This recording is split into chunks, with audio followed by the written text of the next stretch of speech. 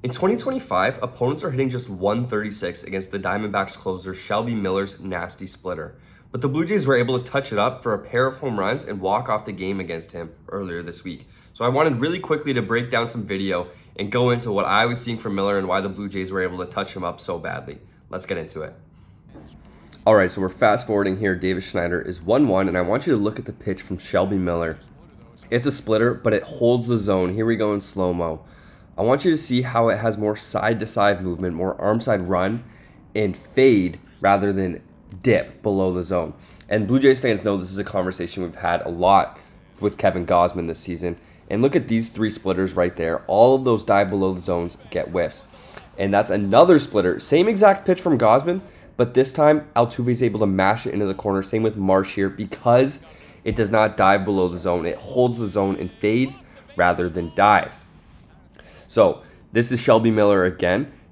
He is throwing the splitter below the zone and he's getting the dive. He's falling off the table rather than holding the zone. So with that context, I want you to look at this pitch to Davis Schneider. Again, it holds the zone, is left up in a hittable spot. Now 2-2 count. Shelby Miller is going to freeze him with a fastball. And this is the pitch chart from that at-bat to Davis. He only threw him one splitter, and obviously he wasn't looking for it. Not a great at-bat from Davis to start the ninth there. But with that context, I want you to watch this Bo Bichette at-bat. 1-1, and he beats him with a fastball.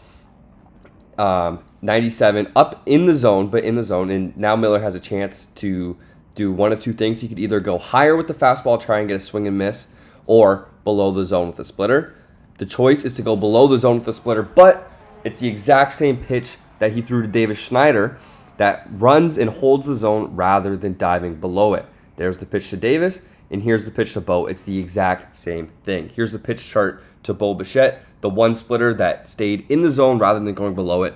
Bo was able to handle and hit for a home run. So now we've seen Miller throw two splitters, both of them bad, and I'm thinking maybe he doesn't have it tonight. But he comes with this pitch to Addison Barger to start the at-bat. He throws a way better one. It's not as much dip and dive as you want from his splitter, but it's enough fade to get a swing and miss. He tried to throw it again, but didn't quite have it. Beats Barger with a fastball, has him 1-2. And he's going to go with another fastball above the zone here, get into a 2-2 count. So Barger just saw a pitch at his eyes. The ideal thing is to go below the zone with a splitter, and Miller misses his spot again. Did not have his splitter all night, and it really burnt him, allowed him to give up two back-to-back home runs and eventually a walk-off home run to Addison Barger there. And it all stemmed from his splitter not being able to get below the zone and not getting the bite that it normally does. Here's the pitch chart to Barger, and he threw three splitters. Only one of them was good. It was the first pitch, and obviously he got burnt super bad on that last splitter. One more time, there's the swing. And a huge moment for the Blue Jays, all stemming from Shelby Miller not being able to get on top of this splitter.